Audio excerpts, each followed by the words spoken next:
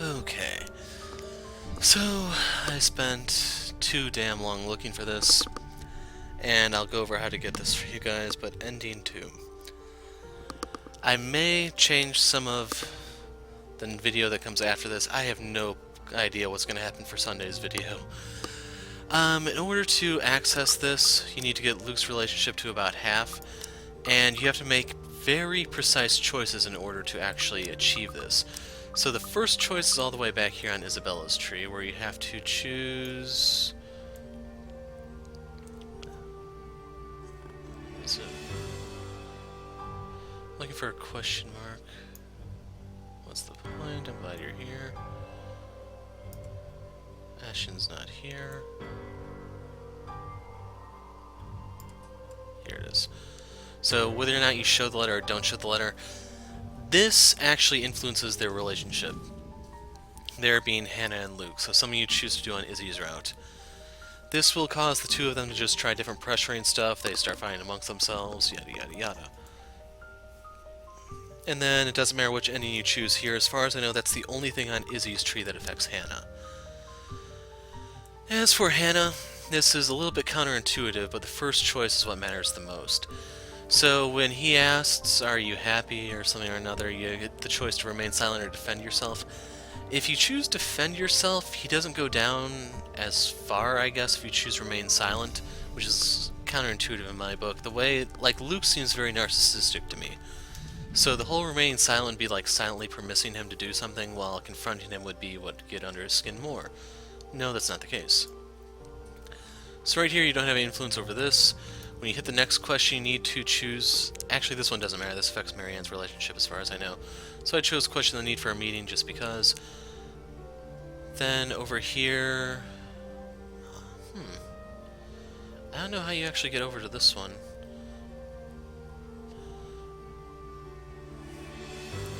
So there's some way to talk to him about fatherhood over here, which I think might be a way to get further under his skin. But over here you have your meeting with Marianne. I'm not sure what determines that. Overall, this might make it a little bit easier if you can find your way down on this side. Over here we have some sort of story update. Skip that one. Over here, continue teasing Zach. I just did that one to kind of lower Zach's affection level. And then you need to tell him that you were with Zach in the garden, because then he flips out, oh my god, you're talking to the media, yada yada yada. Then you want to make sure you do not call out to the you want to make sure to call out to the hatch. If you choose to open it, it locks you in on ending 1 no matter what you do. Then over here, this doesn't matter, this affects your relationship with Marianne. And then if you get it low enough, you're finally allowed to access branch number 2, which is fairly simple and straightforward, as you can see. So I don't know if I'm going to have Zach's gameplay off of this video or what exactly, and unfortunately I had more free time than I normally do on a Friday, and I ended up using this time to actually find this ending rather than record more videos. So I can't make any promises about what's going to happen for Sunday, but I'm going to try to get something for Monday at the very least. But without further ado, it's now that Johannes returns with security, along with a concerned-looking Officer Lee.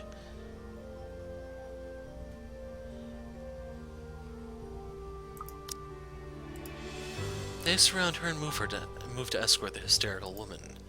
Judging by his pale face, he has heard the whole thing, and I feel nothing but pity for the man. Not that I believe Rochelle. Luke will never. He will never go as far as to sleep with another woman, right? I'm so sorry for her behavior. She's been under a lot of stress. And the alcohol. Talking nonsense, that's all it is. You're not allowed to drink because of the baby, Shelley. What are you thinking? Nothing to see here, people. Move along. Is there really nothing here but the ramblings of a drunk? That's not true. Is it, Luke? Please tell me she's just lost the plot. Don't be a blooming muppet, Hannah. Of course she's lying, creating a scandal for attention. If the baby isn't Lee's, she's probably gotten herself knocked up by one of her employees, and she's accusing me for money. Fuck! How stupid can you be? Excuse me. I just wanted to hear your word. There's no need for such crass language. Yes, there is a need for such fucking crass language, because you've been nothing but a pain recently. I told you not to invite her, and look what she's done. And not just recently, for a while in fact. I'm sick and tired of having to look after your clingy, spoiled ass! You've been derailing my schedule and my plans, questioning my priorities and my decisions. You can be worse than a hormonal pregnant woman at times, even. How touched in the head are you that I need to hold your hand? Speak no more. We are done here, and we'll talk about these matters in privacy now. No, why don't we hash it all out here? Because every time we talk about our problems in private, you start crying your fucking eyes out. I should have expected this of Luke. To put us in the limelight, thinking I will back down because we have an audience. Well, he has another thing coming for him, doesn't he? I'm just as livid as he is because of his disrespect. Our happy marriage is quickly crumbling under our own 2 feet, yet I can't give a rat's ass. If this is how it goes, so be it. You dare! Drama Llama unlocked. I don't know if you guys can see the achievement art, but it's actually kind of neat. It looks like a caricature of this. I dare, Buttercup, because I've kept quiet about this. Oh, you've kept quiet about it? How rich! Yes! No, I've had enough of this! Do you think I don't see when you try to creep up some whore and get up her skirt? You would be nothing without me. Your company would be buried in debt and you'd be begging on the streets if it weren't for me! She lies! Don't listen to her! And I've had enough of you. So guess what? Fuck you, Luke.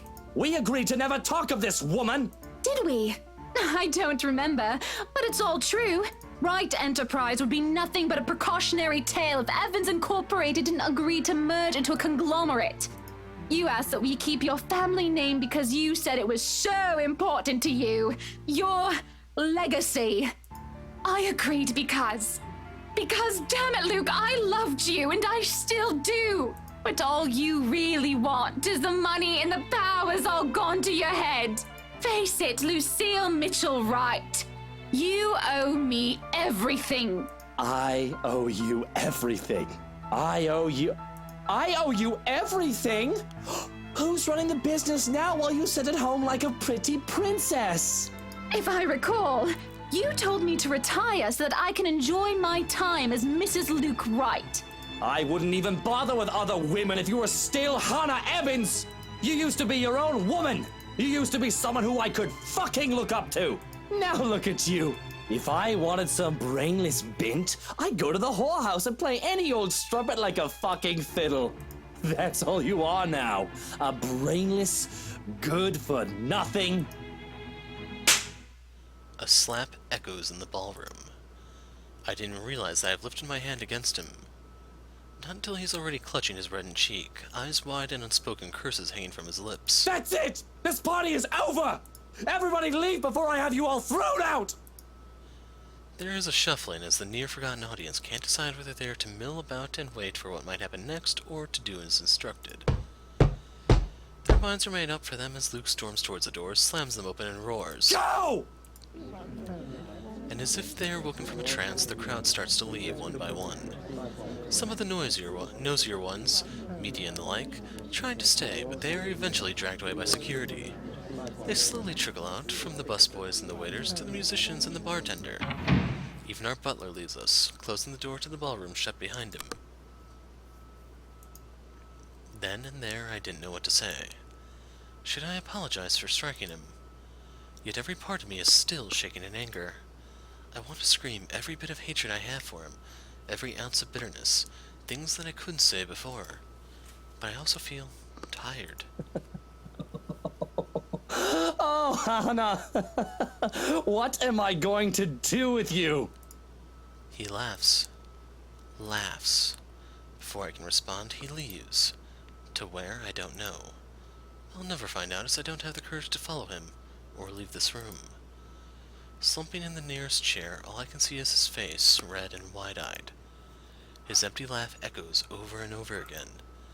Only the walls act as my audience now, and I can feel their accusing eyes burn into me. There will be no sleep tonight.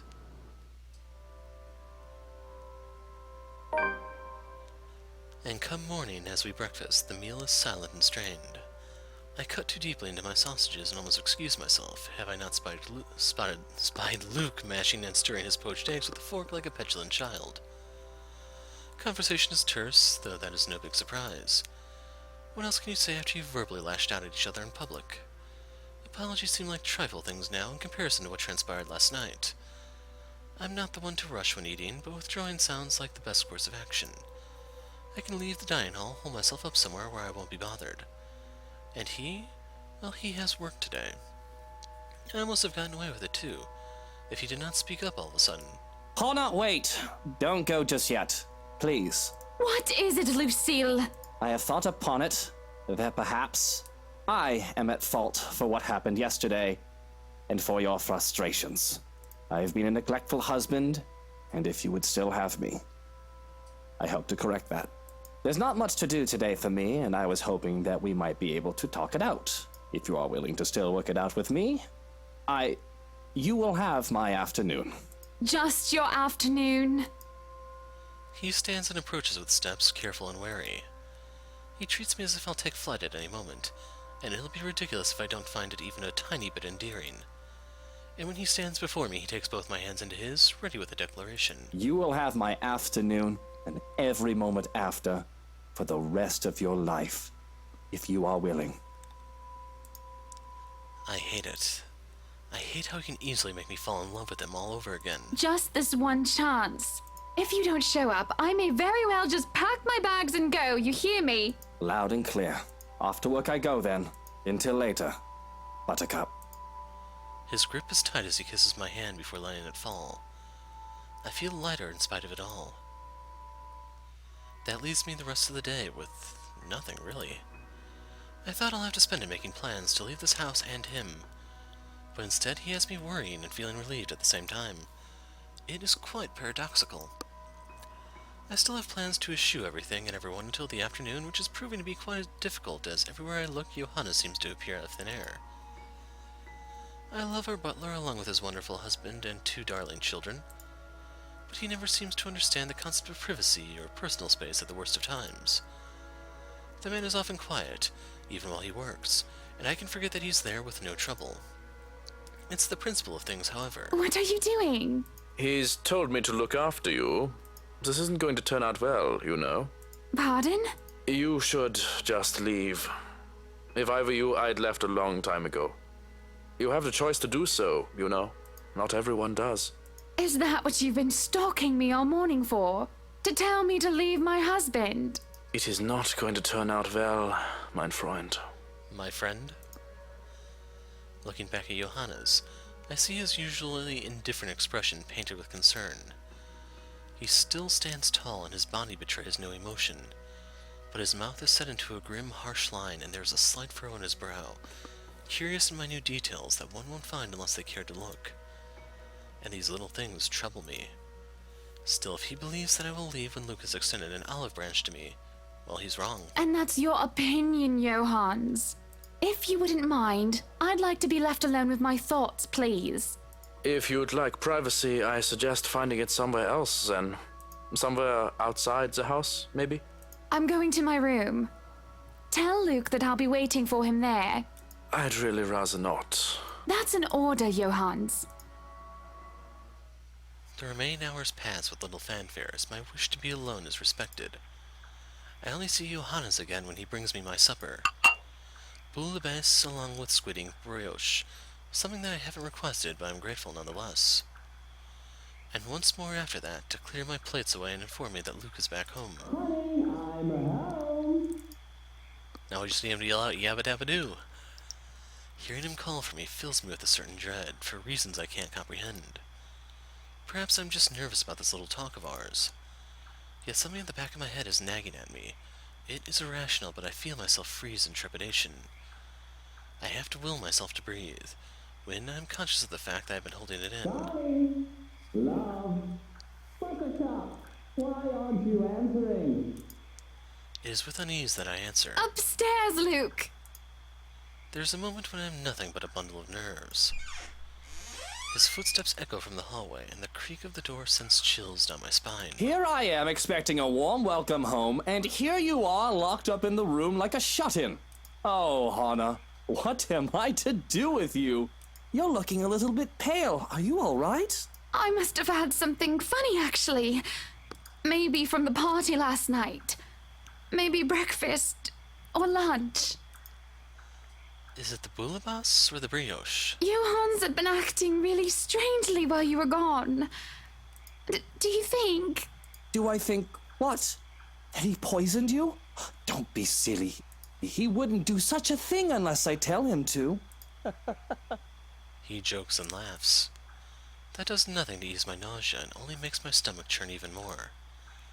I try to smile and laugh along, but I cannot put on a fake face this time. Nosing my discomfort, he pulls me into his arms. In his hold, I feel safe. Or I should be, at least. But there's still a stirring restlessness inside me. Don't you worry. If you are sick, I'll take care of you myself. I did tell you that you'll have my afternoon and every moment after for as long as you live, didn't I? I am just so worried about my poor wifey. That Rochelle woman had some nerve, and I've insulted your honor so. My poor wifey has been through so much. It is when I feel his hold turn painfully tight that the dread turns into fear. My poor, spoiled wifey, Hannah fucking Evans. Silver spoon in her mouth, never had to lift a finger in her goddamn life. Poor wifey trying to ruin everything for me. All that I've worked so hard for. She'll just take it all away. Just like that. We've got to fix that. You know, you and I, we have to make sure you don't pull a dodgy stunt like the one you did last night. Even if we have to take you out of the picture permanently. It is as he presses something sharp to my back that I realize far, far too late what he holds in his hands. Why are you doing this? My life is in his hands, held hostage at a knife's edge. Because, Hannah, darling, it's never enough. I want it all. And he wishes to end it. Does he not love me anymore? Has our ties eroded so badly that he'll even go this far? This is preposterous, surreal. Yet here I am, frozen in his embrace while he holds a knife to my back. The very man I loved and trusted the most is the one to kill me. And sadly enough, this is the longest he's held me in a long while. It is a contradiction, both beautiful and horrific. How did it come to this? You don't have to do this. You can still have it all, Luke. Just please. Don't you love me? That makes him pause. Oh, I still do, Hannah. I do love you. But you're outliving your usefulness. In fact, you're becoming a pain in the arse, just like your dear old dad. Now I'm doing you a favor, and you'll be with him again. Real soon. Dignity and grace is forgotten as I become a blubbering mess, begging to be spared. Please spill from my lips prayers to Luke for his mercy because, please, I don't want to go. I'm not ready to go. I still want a family, our family, and I want to do more. I can't help but cry about the things that could have, should have been, a husband, children, and a home. But I'm going to be cut short. Love me dead unlocked. My pleading falls on deaf ears. And although I don't feel it immediately, the way he loosens his hold on me says as much. There's no pain at first, only shock until a dull throbbing radiates from my back. It's like an itch that I can't reach, which gets worse and worse until it is all I can focus on. I panic as the pain becomes too much to bear, and I wish nothing else but for death to consume me now. My body spasms, trembling and shaking, and the pain fires up anew when Luke, the monster, twists the knife deeper. Breathing is next to impossible. Every time I try, it only feels like I'm drowning. Soon enough, I taste blood on my tongue like copper, yet both salty and sweet.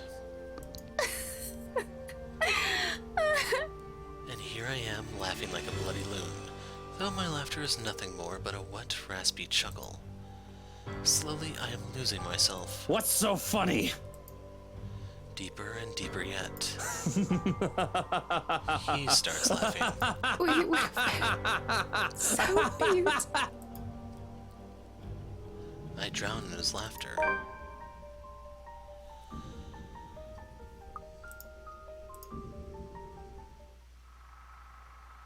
And this gives us a memory fragment.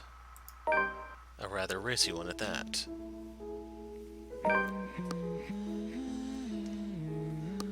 So yeah, I may pick up here, I don't know. Zach's path branches from the get-go based on whether or not Izzy is alive because it starts with her investigation. Otherwise, you'll see what I mean, but I have to call it quits here and I don't know what's going to go on Sunday just yet. Anyway, I'm the hero of light. Well, I'm the dark hero this time. Thanks for watching, and goodbye.